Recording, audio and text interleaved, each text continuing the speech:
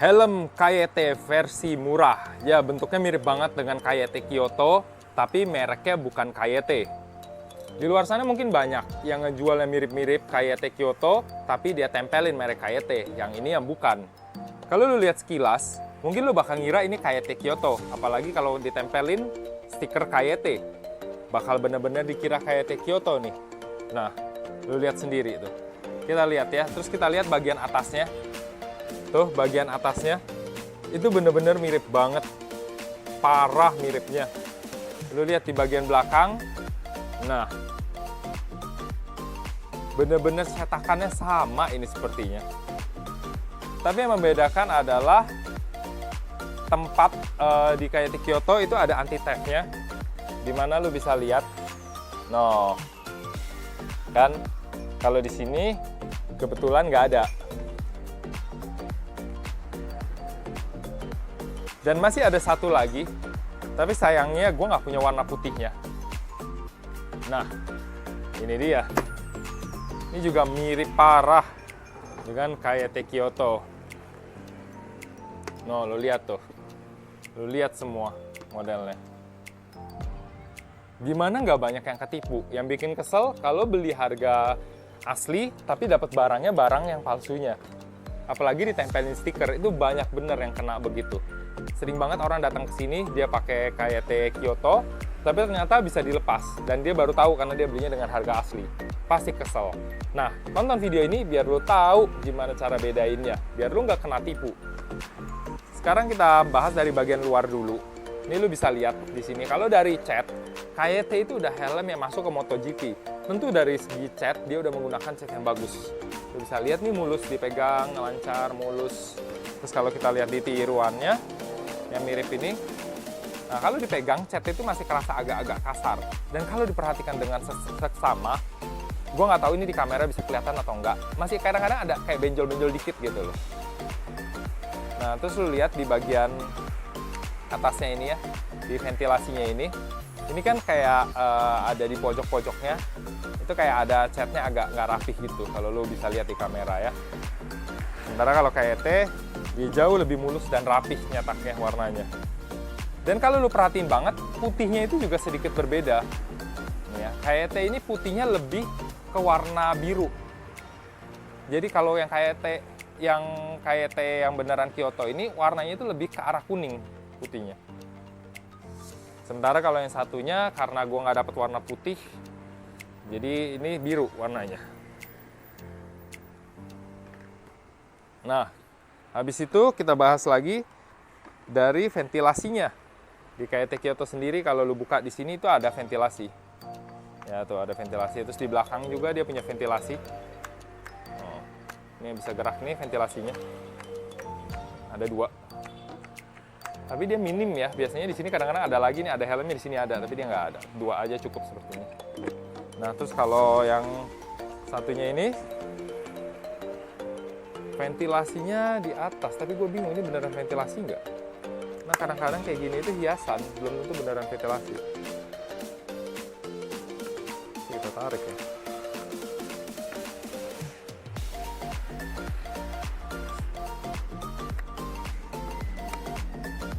Bentar ya, kita intip-intip. Kita intip-intip dikit, sebentar. Oh, beneran. Ternyata dia beneran ventilasi. Nih, mungkin nggak gitu kelihatannya dalam kamera ya. Dia bukan hiasan. Coba kalau kita lihat yang ini, nah dia. Nah, lihat ya, kita intip-intip. Ini beneran ventilasinya tuh. Oh, dia juga beneran nih. Kalau di dalam sini kelihatan ada lubang-lubang gitu. Oke. Soal ventilasi clear. Nah, sekarang kita lihat di bagian kacanya nih. Nah, kalau lu lihat di sini, di ujungnya sini ada tempat nahan kacanya. Ya. Lu bisa lihat di sini sama seperti KYT Kyoto yang ori. Nah, dia juga ada. Tapi kalau lu lihat di bagian yang ini, MSR ini nggak ada. Jadi kalau kacanya sampai sini ya udah blus saja, udah nggak ada tahanannya di bagian bawahnya sini. ngeklip kacanya. Terus kalau lo lihat bentuk kacanya, di sini juga ada pegangan kacanya. Ini ya. Kalau kita lihat yang Kyoto aja, dia juga ada pegangan kacanya, ada juga. Terus yang Agea, oh kalau dia tidak ada pegangan kacanya, tapi di sebelah sini sebenarnya agak nonjol dikit. Nggak tahu nih kelihatan nggak di kamera. Sebelah sini agak nonjol dikit, jadi bisa buat lo pegang walaupun kecil. Ini ya.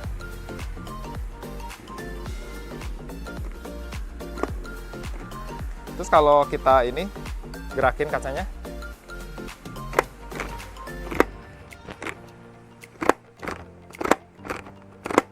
ada suara geriginya juga, tapi agak kasar ya. Sementara kalau yang ini MSR,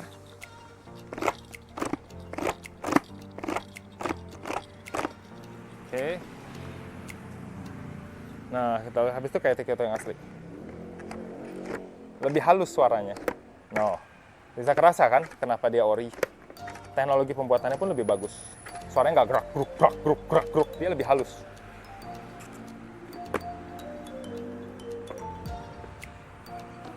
Terus yang ori ini juga perlu diingat, di belakang itu ada tulisan DOT-nya. Ya, DOT ini seperti SNI tapi versi internasional. Terus kita lihat baut ya. Kalau lihat bautnya ini di samping. Nih bautnya dia ada 2 baut, di dalam rasetnya ini ada 2 baut. Dan model klipnya pun, nah, nih. Mentok dia. Udah sampai paling atas. Dia modelnya dilepasnya itu dengan cara ininya dipencet. Nih, bagian ininya nih. Oke, kalau ini dipencet nanti dia lepas. Jadi di bagian sini dia jadi keangkat dikit nih. Nih, bagian sini nanti keangkat dikit makanya dia bisa dilepas. Terus kalau yang MSR, nah ini pencet juga, terus dia tarik ke bawah, nanti bagian ini juga lepas. Ya. Memang keras. Ini ya di sini. Nah terus kalau yang satunya ini, dia ini agak mirip dengan, malah dia agak mirip dengan KYT yang lain loh. Tuh, beda sendiri dia. Tuh, kalau ini modelnya dia ditarik ke sini. Nanti kalau ini ditarik, bagian ini ya, di sini gue tarik. Dia bagian ininya nanti bakalan keangkat, makanya kacanya bisa lepas. Bautnya juga sama, dia 2 baut. Terus kalau lu lihat yang MSR ini juga sama. Bautnya ada 2 juga untuk di rasetnya. Dan ini bisa tukeran raset nggak? Coba kita lihat ya. Nah ini bener-bener rasetnya mirip parah ini. Ini raset mirip parah ini. Nah lu lihat, parah nih miripnya. Tuh.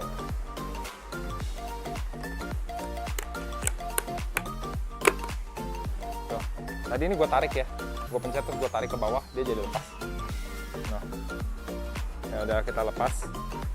Terus gue mau coba untuk tuker dengan raset yang ini MSR ya, karena dia juga mirip banget bentuknya. Ini tinggal gue tekan, sakit sih tapi tekan pakai kuku tetap. Nah, gue tekan, dari tekan ya terus. A few moments later. Oke, udah maksimal, udah lepas ya. Gue akan coba tuker sebentar, ambil obeng.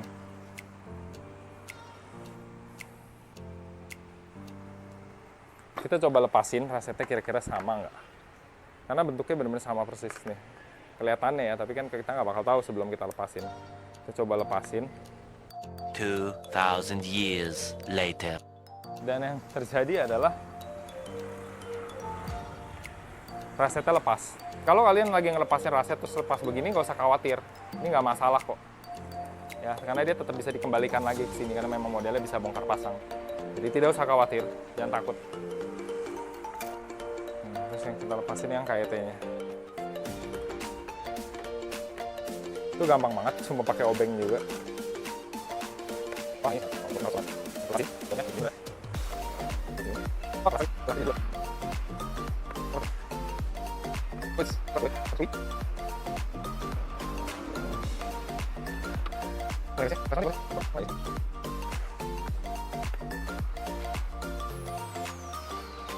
Wah, ini kerasnya. Bentar, mending gua ambil kayak yang lain dah.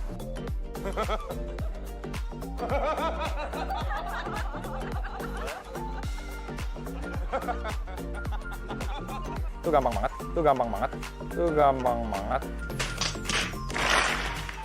Gua ambil helm yang lain. Kita buka juga.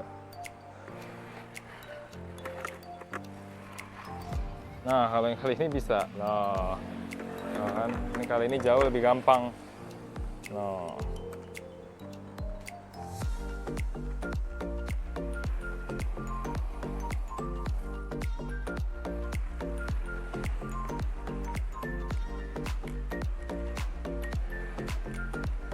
Ya udah berhasil kita buka. Nih ya, kita udah berhasil buka. Nah. Dan lu kalau lu lihat ya, bautnya pun beda nih ya. Baut bawaan KET sama baut yang helm murah. Nah, baut KET itu kelihatan lebih kokoh, lebih padat. Kalau perhatiin ini padat banget. Terus di bagian sininya juga ada nonjolnya tuh ya, baru ke ulirnya. Kalau di sini bautnya langsung. Ya tuh perbedaan helm bagus dan helm yang biasa aja. Kita taruh di sini. Sekarang gue pengen coba kalau yang kaset KET ini gue masukin ke sini.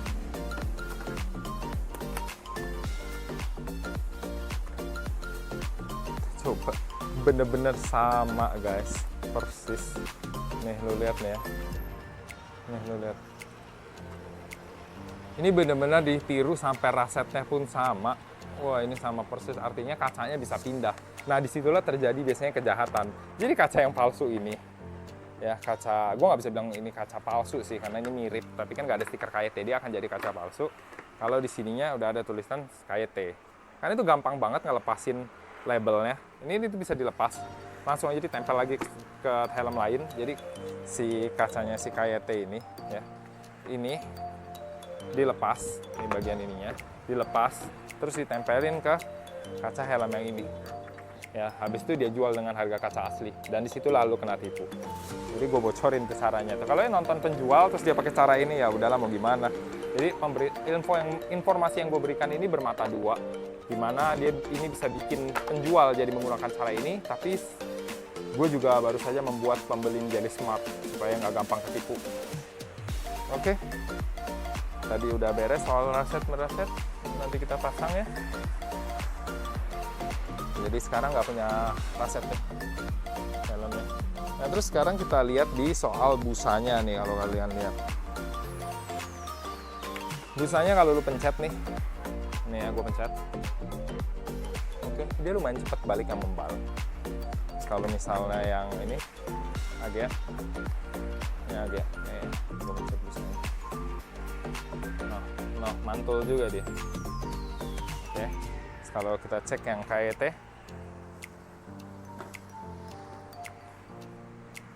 dia juga mantul ya. By the way, KET yang gue pegang ini ukurannya L, tapi kalau lu lihat busanya KET jauh lebih empuk, dia juga lebih halus, pembuatannya jauh lebih halus. Ini bener-bener dirasain aja, kerasa banget. Kalau yang tadi itu rasanya kayak kasar gitu lah ya, sesuai lah dengan harga. Tapi semua yang gua review hari ini itu helmnya bagus ya, bukan yang bener-bener cuma harga di 90.000, 80.000, bukan yang begitu. Kalau 90.000, 80.000 udah pasti nggak begini. Kalau gua compare pun terlalu jauh bedanya. Ini kita compare yang masih agak mirip-mirip.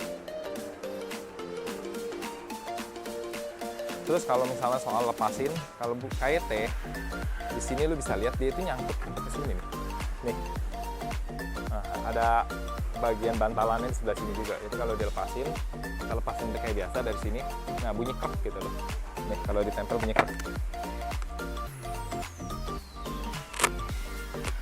Kedengeran nggak tuh? Udah sengaja gue deketin. No. Terus di sini baru ada kancing. Jadi di atas ini bunyi krek, di sini kancing. Nah. Terus setelah kancing, di bagian belakangnya pun ada kancing. Bagian belakangnya pun sininya nih, di bagian dalam ada kancing lagi. Nah, baru kancing ketemu kancing. Nah, terus dilepasin, baru dia dilepas. Nih, ini busa aslinya KYT. Ini bunyi krak gitu tadi, krik. Yang bunyi dari gara-gara ini. Terus kancingnya 2 di bawahnya. Nah, di sini masih ada kayak sayapnya gitu supaya dia merekat. Nah, sementara kalau yang MSR dia nggak ada sayap-sayapan gitu, jadi langsung busa tarik. Nah, langsung kancing. Dan kancingnya pun cuma 2. Ya. Modelnya 2 kancing.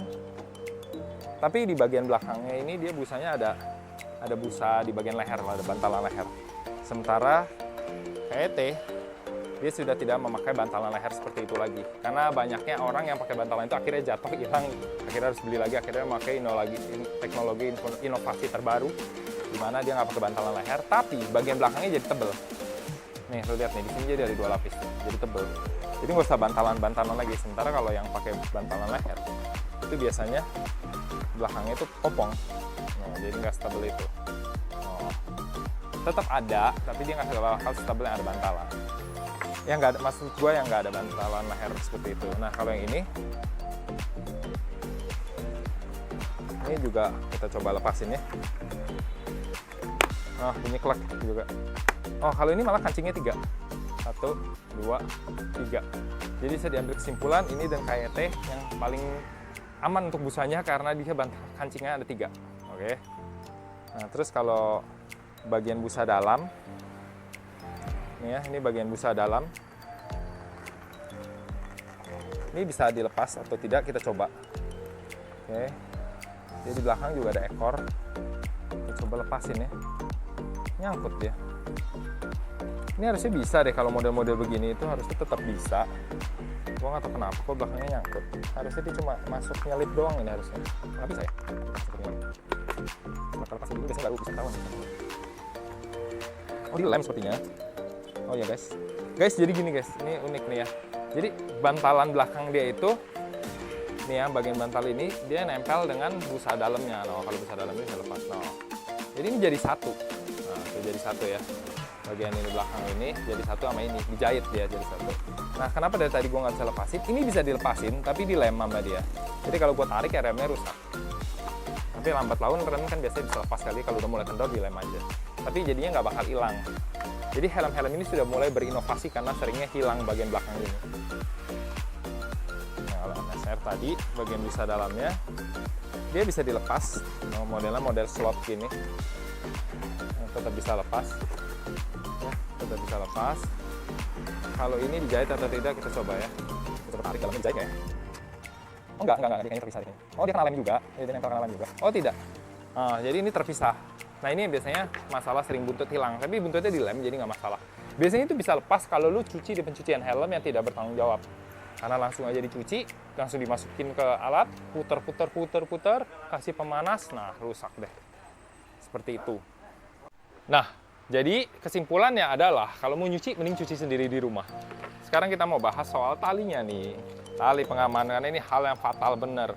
Jujur dulu pernah ada staff di sini itu kecelakaan sampai 7 jahitan segala. Ya tentu waktu itu dari pihak Segitiga Helm membayarkan semuanya karena kasihan juga dia nggak mampu untuk bayar sendiri. Tapi penyebabnya adalah karena tali helmnya kurang kuat. Waktu itu dia pakai helm yang dia bawa dari rumahnya sendiri. Dan waktu itu padahal dia udah beli helm baru dari sini loh. Tapi sayangnya dia tidak pakai helmnya dari sini. Padahal waktu itu dia pakai helm GM. Kalau waktu itu dia pakai helm GM pasti dia selamat. Tapi karena dia memilih pakai helm yang dia bawa sendiri dari rumah dan helm yang udah dibeli disayang-sayang nggak dipakai, dia kecelakaan, talinya putus, boom, jatuh, guling-guling masuk got. Dan itu hancur, benar-benar hancur. Nah oke, kita lupakan yang soal itu. Untungnya orangnya selamat dan masih hidup.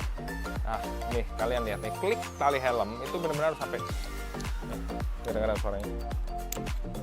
Harus benar-benar sampai masuk. Kayak pramugari aja ngejelasin. Fasten your seat belt. Klik. Sampai masuk, nah udah masuk ini, nah kencang. Ini cara menguji juga nih. Helm lu kuat nggak diginiin? No. Ujiannya. Nah, kalau dilepasin tinggal tarik. Terus kalau kita lihat helm yang AGA, tali pengamannya mana nih? Desainnya berantakan. Oh, dia modelnya seperti ini. Klik juga. Nah, harus klik juga tuh. Bunyinya harus gini, ulang lagi. Oh, harus bunyi klik. Tuh. Dia juga harus benar-benar kencang banget. Nah, habis itu kita lihat yang KYT. Kalau yang KYT sendiri ini enak. Nih lo lihat ya. Nah, dia udah ada pegangannya di sininya kalau untuk ditarik. Dan dia kalau dimasukin bunyi juga nih. Ah, tuh bunyi klik juga. Dan dia dikocok-kocok seperti ini. Oh, tuh, ini KYT udah pasti kuat banget ininya. Iyalah helmnya udah masuk MotoGP loh. Tapi tidak ada yang double daring ya. Kalau double daring itu biasanya yang model-modelnya full face. Tapi sekarang helm half face pun ada yang double daring sih. Udah berantakan semua nih semua di sini. Oke, dari helm-helm yang kita bahas dari tadi ini, gimana? Apakah lo akan tetap beli KYT Kyoto yang original atau kalau akan beli yang mirip aja? Gimana? Komen ya di bawah mau beli yang original atau yang mirip aja. Tapi gue saranin jangan beli yang di bawah 100.000, please. Bukannya karena gue mau menjual helm yang harganya di atas 100.000, tapi karena helm di bawah 100.000 itu kita semua tahu lah kualitasnya seperti apa. Lebih baik lo nabung dikit, lo beli yang bagus sekalian, dan itu awet nih ya. Lo beli helm di bawah 100.000, habis itu nggak lama juga, nggak nyampe setahun juga pasti udah rusak. Lo beli yang kayak gini, awet, bisa 10 tahun lebih. Ini jauh lebih menguntungkan. Nah, gimana? Selanjutnya kita bahas helm apa lagi? Komen di bawah ya. Kita bakal bahas helm sesuai dengan yang lu bilang. Ya udah, sampai di sini aja. Sampai jumpa di episode berikutnya. Bye bye. By the way, kalau misalnya lu mau cari helm, langsung aja datang ke Segitiga Helm di Jalan Kartini nomor 145. Itu lokasinya ada di seberang OCBC NSP, sebelum Telkom Bambu Kuning dan juga seberang Uduk Toha. Itu gampang banget, di pinggir jalan ada. Sampai jumpa di Segitiga Helm. Bye bye.